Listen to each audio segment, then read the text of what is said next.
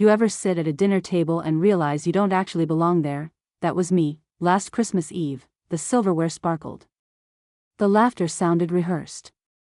And the smell of roasted lamb mixed with something colder, judgment that I remember staring at my plate when my mother's voice sliced through the noise. Lena, we need to talk about your situation. She said it like she was about to discuss the weather. Precise. Controlled, but I knew what was coming. Everyone looked up from their plates. My brother, his perfect wife, my younger sister, her diamond ring catching the candlelight, that I was the only one without a real career or a partner to show off, and apparently, that was an embarrassment worth fixing. Your father and I think it's time you move on, she said. Then why? Dad didn't even look at me. Just nodded, like this was a boardroom decision. You're 29, Lena, he said. It's not appropriate anymore. You need independence. Independence, that's what they called eviction. With a polite smile, my brother smirked. Maybe this will push you to get serious. Find a real job. My sister giggled, twirling her fork. Yeah, maybe something other than playing on your laptop all day. I wanted to disappear, I wanted to scream, but instead, I just whispered, I pay rent. I help around the house. Mom's laugh was delicate and cruel. $300 is not rent, darling. It's charity. And that word, charity, landed like a punch that I felt my face burn. I'd known they looked down on me. But hearing it out loud, that was new. Then my phone buzzed. One tiny sound in a room full of expensive silence. Turn that off, my father snapped, but I looked down at the screen and froze. The name flashing across it wasn't random. It was Ethan Cole. My private banker. I need to take this, I said. You will not, my mother hissed.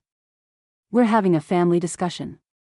And that's when something inside me broke. Maybe it was years of being dismissed, maybe it was the exhaustion of pretending I was small. Either way, I hit answer. And I hit speaker. Good evening, Miss Avery, Ethan said. His voice was calm, professional. I apologize for disturbing you on Christmas Eve, but I wanted to inform you, your investment accounts have surpassed $140 million in assets as of this afternoon. The room went dead silent. The only sound was the slow drip of the candle. My brother's fork froze midair. My mother's wine glass trembled. Ethan continued, also, your quarterly distributions, roughly $2.5 million, have been deposited successfully. And the downtown property acquisition is finalized. Shall we proceed with renovations? Thank you, Ethan, I said, as calmly as I could manage. We'll discuss details tomorrow. Of course, Miss Avery. Merry Christmas.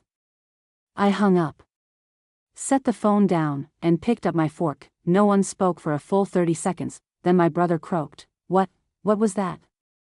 My banker, I said. Your, what? My mother whispered. My banker, I repeated. He manages my investment portfolio. My father's face went pale. Lena, this isn't funny. It's not a joke, I said softly. That's my current net worth. Give or take. My sister blinked like she was trying to process a foreign language. How? You build websites, right? Yeah, I said. That's how it started. I built software that helped small businesses manage their operations. Then I started licensing it. And then I built more companies around it. I could see them calculating, trying to make it make sense, trying to fit me into their idea of what success looks like. I have around 3,000 active clients, I said.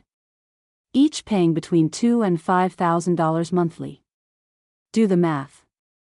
My brother's jaw actually dropped. My father whispered, You're lying. No, I said. You just never cared enough to ask. That's when it hit me. They didn't hate me because I'd failed, they hated me because I'd refused to need them. That I looked at them one by one. All those years you thought I was struggling, you never once asked me how I was really doing. You just assumed. You wanted to believe I was small. Easier to pity me than to respect me. My mom's eyes filled with tears. We just didn't know, that's the problem, I said. You never wanted to know.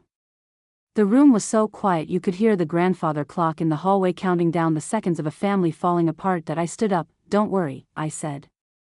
You won't have to be embarrassed anymore. I'll be gone by morning. 2 hours later, I was outside, loading my suitcase into my old Honda. Yeah, the same car they mocked at IT had carried me through every late-night coffee run, every sleepless grind session that built my empire. The front door opened. My mother stood there, eyes red, shoulders trembling. "Lena, please don't go." I turned, exhausted. "Why not?" "Because you were right," she said. "We've been terrible. We didn't see you. We didn't try. Please, stay.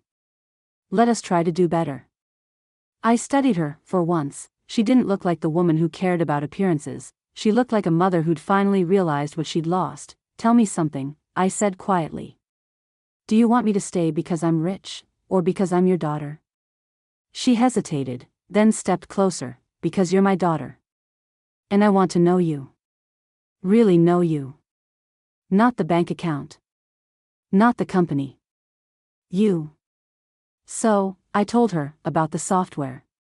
About the clients who wrote me letters saying my platform saved their livelihoods. About the bakery owner who could finally sleep again because my system handled his paperwork. About the mechanic who got to see his kids' soccer games for the first time in years. She listened. Really listened, and when I finished, she said softly, "I'm proud of you, Lena. For what you built. For who you are."